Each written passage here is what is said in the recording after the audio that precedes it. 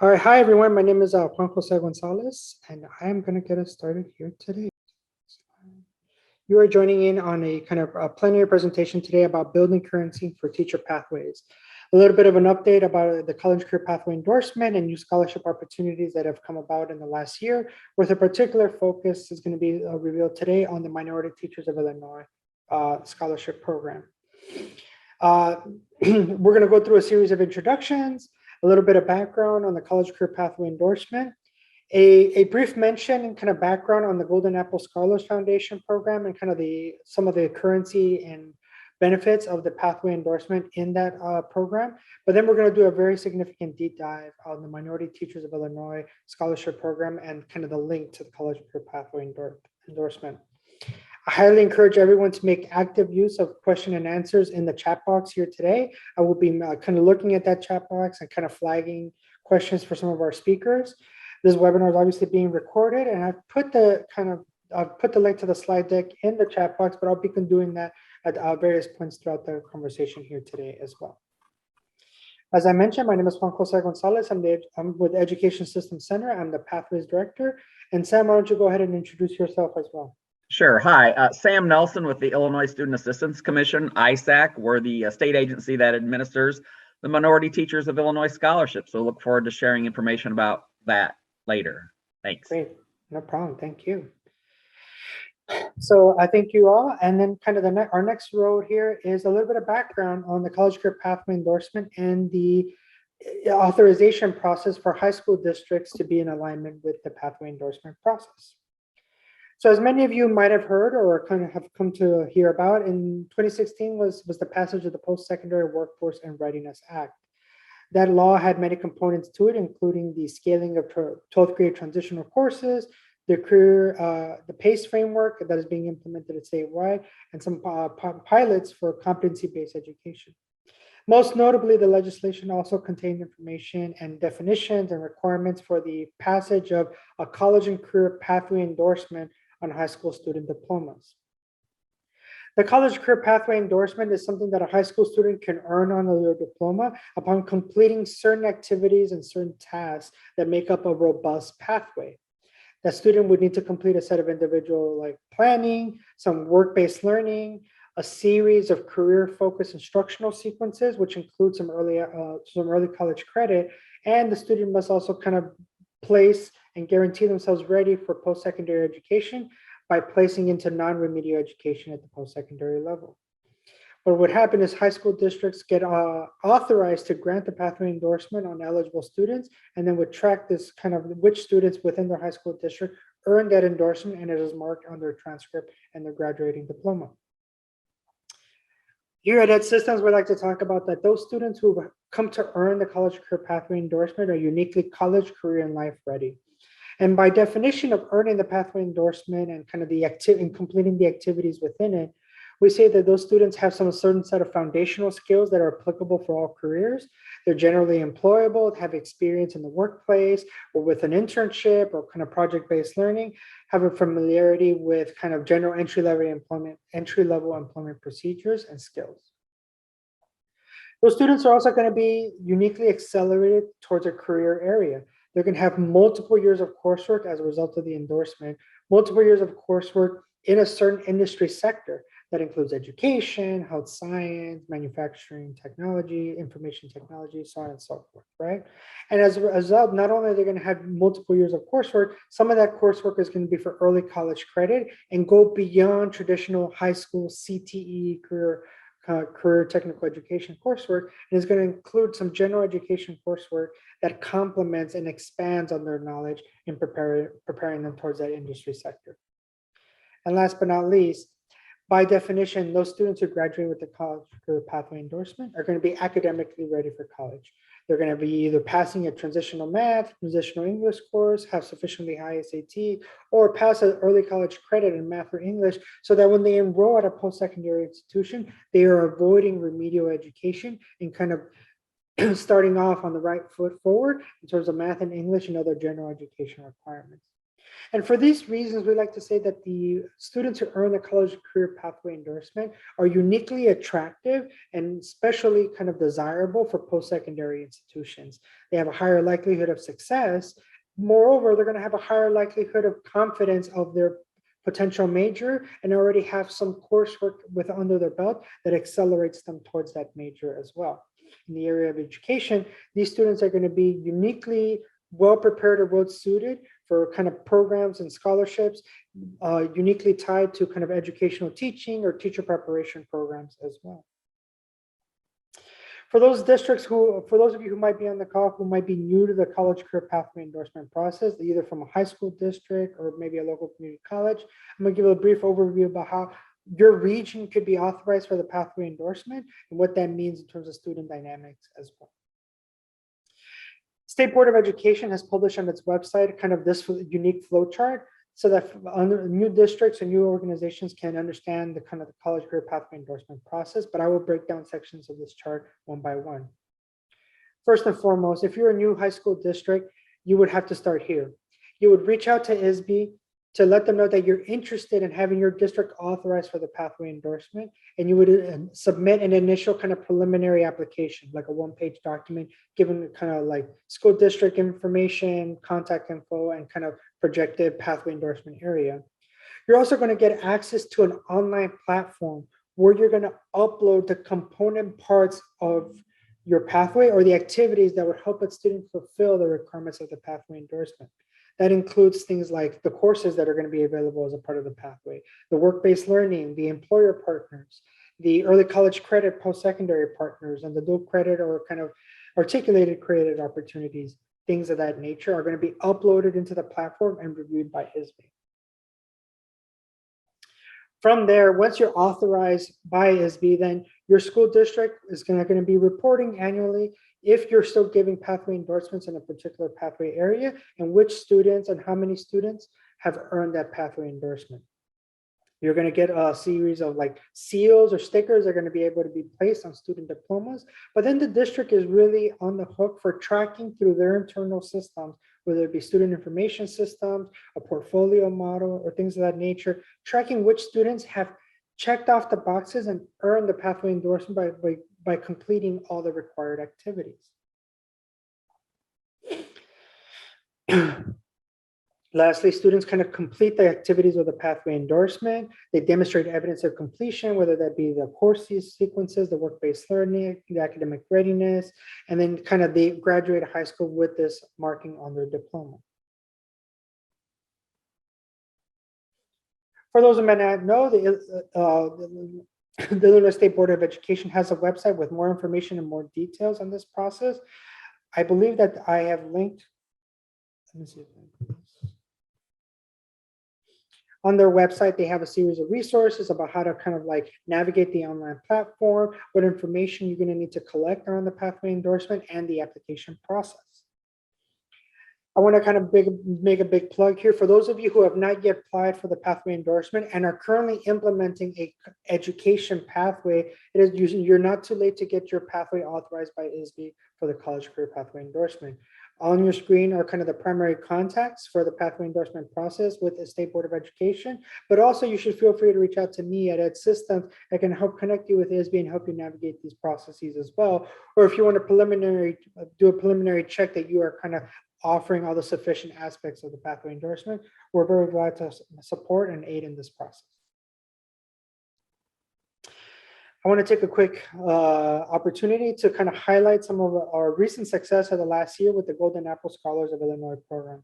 Also, I want to send a quick shout out to Ziggy Blackwell, who's joined us on the call. He is one of the participants here and kind of our key contact and key support from the Golden Apple Scholars of Illinois. So if there's any questions that come around as a result of these upcoming slides, feel free to kind of shoot Ziggy a direct message or kind of put your question in the chat. And and Ziggy, if you can also put your contact information, that'd be really helpful and beneficial to the folks attending here today. So what is the Golden Apple Scholars Program, right? What essentially is a kind of a very highly competitive program for teacher preparation. It provides up to $23,000 in tuition assistance and stipends for those who are pursuing a degree or kind of preparation to be teachers. Specifically, as you see here at the bottom of the screen, that stipend or that money is broken down in the following 2 to 4 year sequence you see here on your screen. There's going to be first 2 years of tuition assistance, my final 2 years of tuition assistance, and there's also kind of summer scholar institutes and work-based learning opportunities that are stipended as well. The Golden Apple Scholars of Illinois program has people submit an application to become a Golden Apple Scholars and are eligible for the Golden Apple Scholars program as a senior graduating high school, community college students who may be pursuing kind of a transfer degree, but also kind of four-year university juniors and seniors who are enrolled in a college education program. The annual deadline for all applicants is in April, and there's also going to be a further announcement of kind of scholars in the spring of 2022. For those students who are college career pathway endorsement earners, we highly encourage those students to apply as seniors in high school or kind of first year post-secondary students and prove and kind of indicate on their application process that they have earned the college career pathway endorsement already on their high school diploma, or that they will be earning that college career pathway endorsement by the summer of 2022. Those students would go onto the webpage of the Golden Apple Scholars and complete the general application. There's a specific question on the application that says where the students may select that they are a college career pathway endorsement earner and they're part of that program. As a result of being a college career pathway endorsement earner, students will automatically be fast-tracked to the finalist stage and given preferential treatment towards the interview and allowed to be a part of the interview process. The way Ed Systems calculates this is always generally around kind of 2,000 to 3,000 applicants, and there's in the past there's been about 300 to 400 people who receive the Golden Apple Scholars Program annually. So being a pathway endorsement earner and getting to the finalist stage will grant you around kind of an 80% chance of getting this unique opportunity. There's also opportunities for your school district or your region in the state to host a special webinar, information session, or kind of partnership with Golden Apple to notify students and families of this opportunity. And we highly encourage folks to reach out to the Golden Apple Scholars Program to schedule something similar regionally as well. Thank you, Ziggy, for putting your contact information in the chat box. Any other additional questions on this should be directed at them. And with now, I kind of kick it over to Sam Nelson for kind of the revelation and the expansion of the Minority Teachers of Illinois program for college career pathway endorsement earners. Sam, do you want to be able to kind of share your screen, or do you want to just not have me click through here as well? I'll just have you click through. Thank you. So again, thanks. Glad everyone could be here with us today. Many of you may know that the Minority Teachers of Illinois, or MTI for short, scholarship program has been around for several years, but there are a lot of significant changes that are going to be starting for 22-23 academic year that we'll touch on. So with that, we'll go to the next slide. So just an overview to kind of set the base is the MTI is a scholarship that's available to minority students, Illinois minority students who are enrolled or will be enrolled in a teacher education program at an eligible institution of higher education within Illinois. It's available to undergraduate, which also includes freshmen and graduate students. The important thing is, even though it is called a scholarship, it does require a one-year teaching commitment for each year that the scholarship is received. So that's one of the things when I worked at a college in the financial aid office, that we made sure that students understood that it is a scholarship, but there is the teaching requirement. And if they did not meet that teaching requirement, or they received the scholarship for 2 years but only taught for 1 year, there is the opportunity that that scholarship does become a loan. So again, that's just a big part of the guidance and advising role that we have. The current award amount is up to $5,000 per year, but if there is additional appropriations from our legislature and approved by our governor, that award can go up to $7,500. So that's the one thing that we don't know yet for the 22-23 school year, what the potential maximum award will be, because we don't know what the final appropriation is. I will note that in the governor's proposed budget, he is proposing increasing the dollar amount from, or the budget line from $1.9 million, which is pretty much what the appropriation has been since FY18. But if he does get approval and the legislature approves the appropriation to be 4.2 million, then that's when the annual award amount can increase up to $7,500. So we'll just have to wait and see what the final budget amount will be. There is a limit that students can receive the MTI for a total of 8 semesters or 12 quarters if they're at a quarter school. So that's basically 4 years. And the scholarship can be used for tuition, fees, and room and board, or if a student is a commuter, it can be used for their commuting costs, but it can never exceed the cost of attendance. Next slide. And again, these are the changes that are taking place for this upcoming academic year, and they're as a result of the Education and Workforce Equity Act, which we've referenced here. Prior to this change, up to 30% of the appropriated funds could be used for Black or male applicants with a priority given to qualified Black males, and that's gone up to 35%. We also are incorporating a need-based component. So if there aren't enough funds to go to every qualified applicant, then ISAC will be looking at the expected family contribution of those applicants. And to get that EFC calculation, students need to complete either the free application for federal student aid, the FAFSA, or if they're an undocumented student in Illinois, they would need to complete our ISAC alternative application for Illinois financial aid. And that also must be done by March 31st, the same day that the priority consideration for the MTI scholarship. So again, I want to emphasize those are priority consideration dates, March 31st.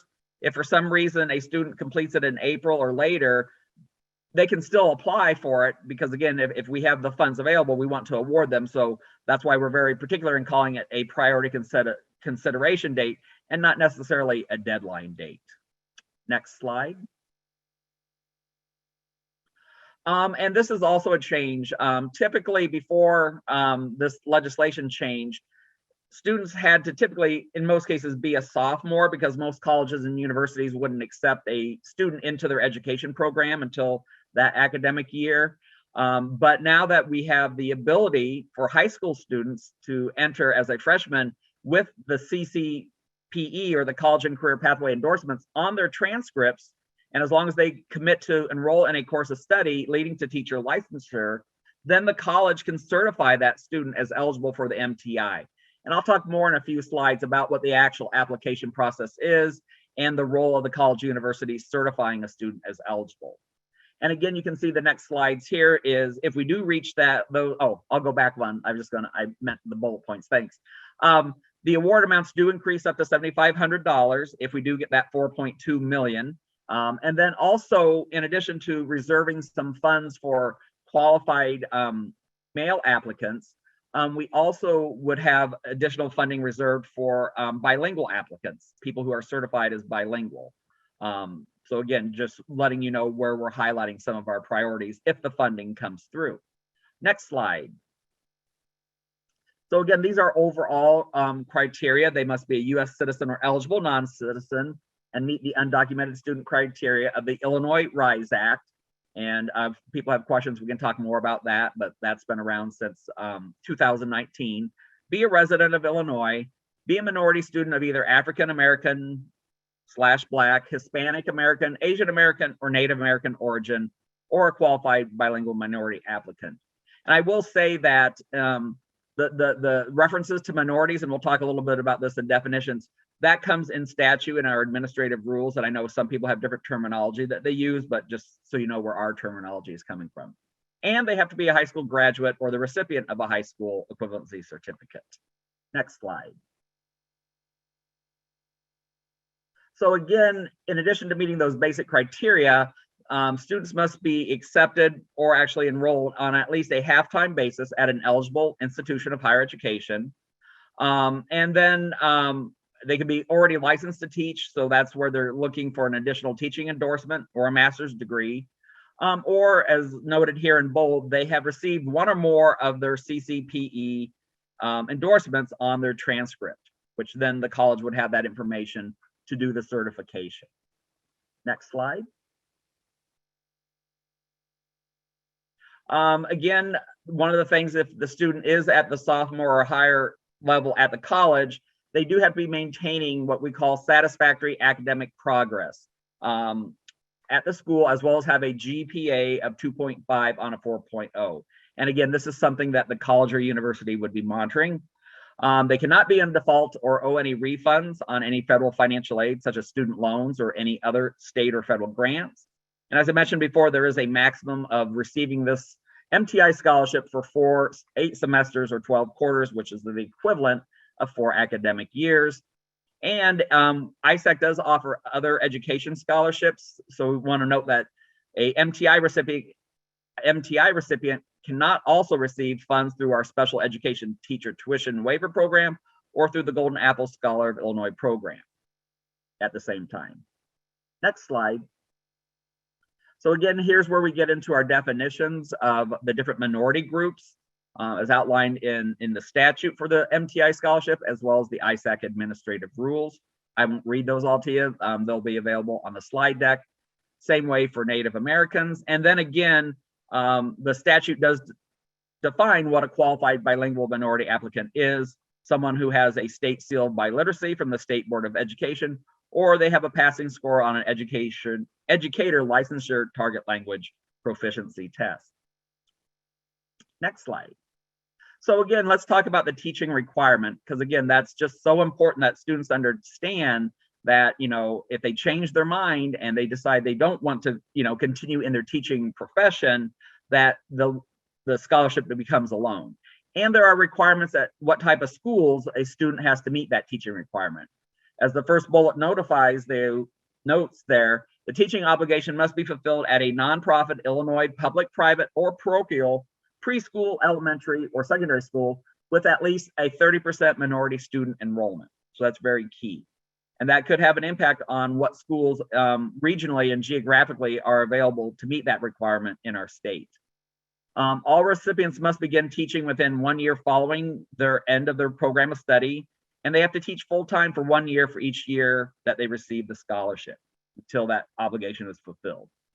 And again, the note down there in red again, can't stress this enough. The award is converted to a loan with a 5% interest rate if that teaching requirement is not fulfilled. Next slide. So the total number of scholarships is going to be contingent above funding, and we have some priorities that ISAC has to take into consideration if there is not sufficient funding to award to every applicant that we have. So again, this slide outlines that, you know, we look at those that are timely applications, so those that meet that priority consideration date. We do award to renewal applicants first. That's always our case. If they've received it in prior years and they continue to be eligible, we want to make sure that we continue that funding. And again, if funds remain after all renewal applicants, then at least 35% of appropriated funds will be reserved for male applicants. And though if by January 1st of that school year that we have not been able to award all the funds that have been earmarked, that 35% for male applicants, then we will release a portion of those reserve funds to be awarded to female qualified minority applicants. Next slide. So again, I may sound like a broken record, but again, March 31st is the priority consideration date. The application is available on the ISAC website. We've put it here. It's in our student portal section, which is a part of our ISAC website where we have applications for many of our scholarship and grant programs. And there is basically just students need to follow the instructions on the screen. There's an opportunity to sign the application online electronically. If that's not available to a student, they do have the option to print it and to mail it into the ISAC offices.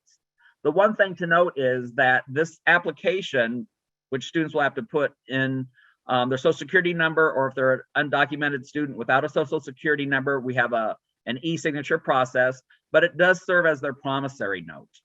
And then also, this is an annual scholarship, so students have to complete the MTI scholarship application every year, and they would also need to complete the FAFSA every year, or the application, the alternative application for Illinois State Aid. Next slide. So once ISAC receives the application, we will send notification that we have received it. And if there's any incomplete information, ISAC would follow up with the student. We would also make sure that they have completed a FAFSA, receive that notification of that information. And again, students have the opportunity to check the status of their application on the ISAC student portal. Next slide. And again, I know this is really small print here, but I wanted people to see that it is like a loan application where you don't always read the backside of your promissory note, but within that promissory note, and this is available on the ISAC website, so you can look at it in more detail. But again, it really defines what the terms and conditions of receiving this scholarship are, and the consequences if they don't fulfill that teaching obligation. Next slide. And also, again, like I mentioned earlier, this is only available to be used at institutions of higher education in Illinois that have a teaching education program, and we have a list of those available on our ISAC website, just to be clear on where they can use this at. And the next slide.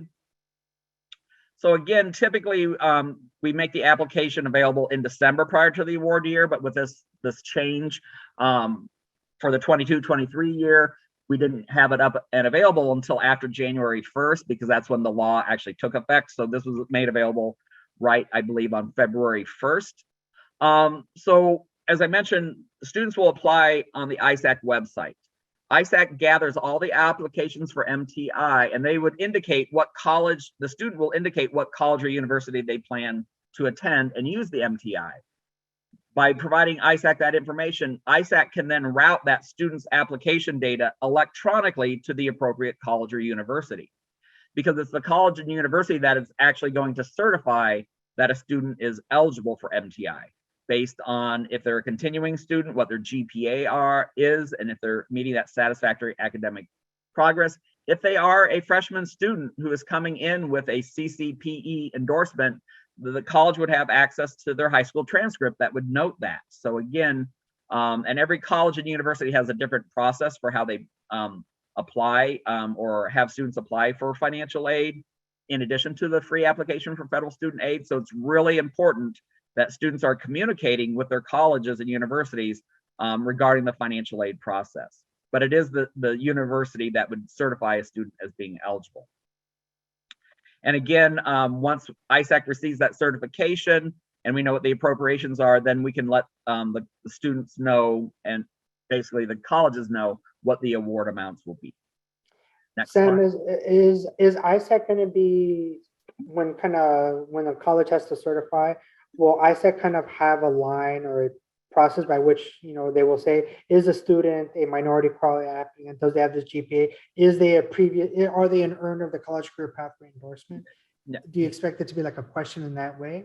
Yeah, there's an online certification process that we use for all of our programs, and basically the schools are certifying that the students meet the eligibility, whatever that criteria may be, because we do not hold that high school transcript information. So so again, it follows our standard operating procedures for certifications of any of our scholarship and grant programs.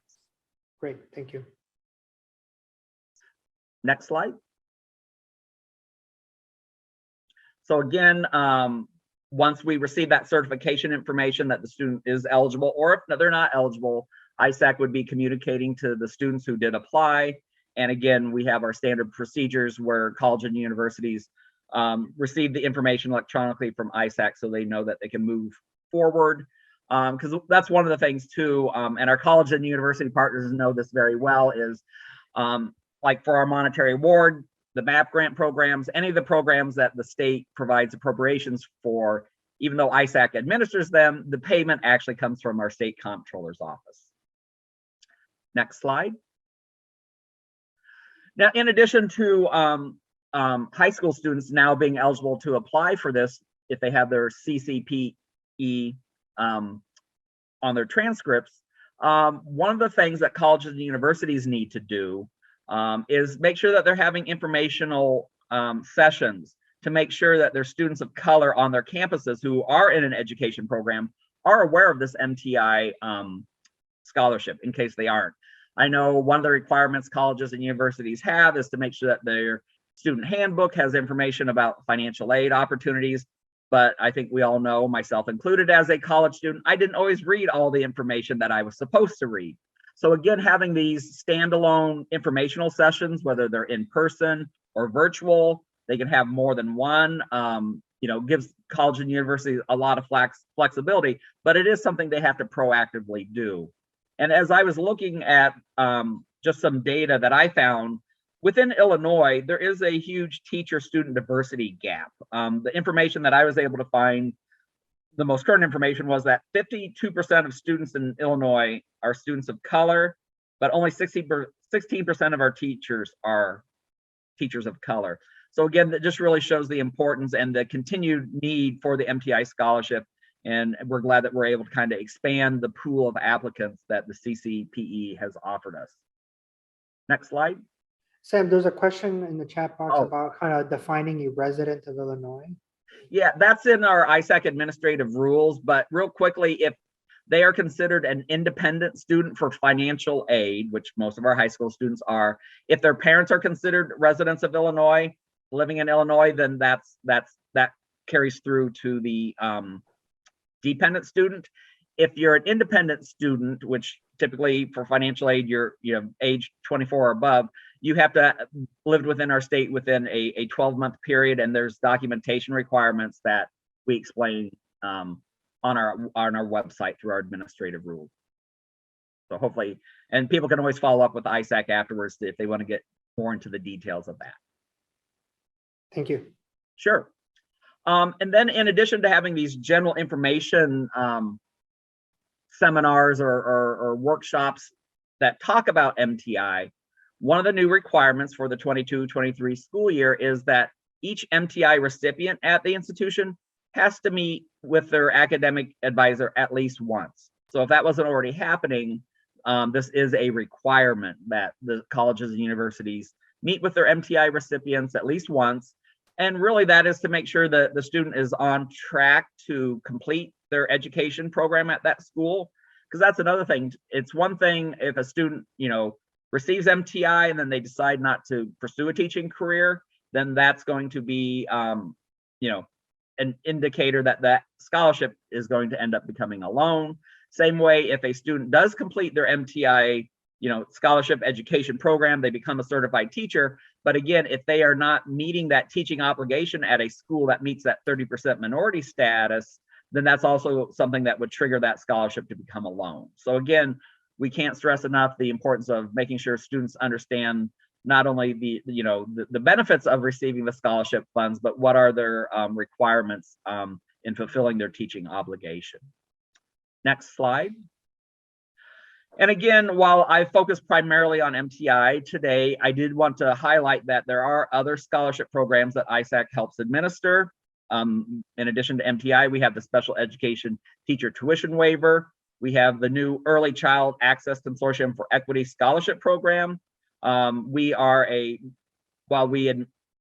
I use the term administer in a financial way, but really Golden Apple Scholars, they administer the program, but we are a way for the appropriated funds to be processed. And then, although not an ISAC program, there is the Federal Teacher Education Assistance for College and Higher Education Grant Program. So we have our websites there for the ISAC administered programs as well as for the federal program as well, if you want more information. And again, here's general ISAC information. We have a separate phone number and email for our school partners, whether you're at the high school or you're the college and university level. And then we have our call center for students and parents, or any caring adult family member can reach out for more information on any of our programs. So I think that wraps up my highlights, and happy to take any other questions. Sam, I had a question. There was a mention, I think, at one point about kind of like overlapping the MTI and the Golden Apple. Can you clarify that once again? Can they be overlapped? So a student cannot receive an MTI scholarship, a Golden Apple scholarship, or a special education teacher tuition waiver, which is really a waiver, it's not a grant or a scholarship, during the same academic year. Okay. So they can only receive one of those in one given academic year. Okay, thank you. Mm-hmm. All right, if there's no additional questions seeing in the chat, we really thank you all for kind of joining us here today. This was like a quick and dirty, quick and clean plenary session. We really kind of thank you all for having joined us today and being a part of this conference. It's been a really wonderful opportunity to share this information with you all. Obviously, you can kind of reach out to ISAC for any additional questions, reach out to myself or Sam through the HOVA app, and then, we will be seeing you all in our closing aspects of our conference. So thank you all very much for joining, and we appreciate your time. Thank you very much.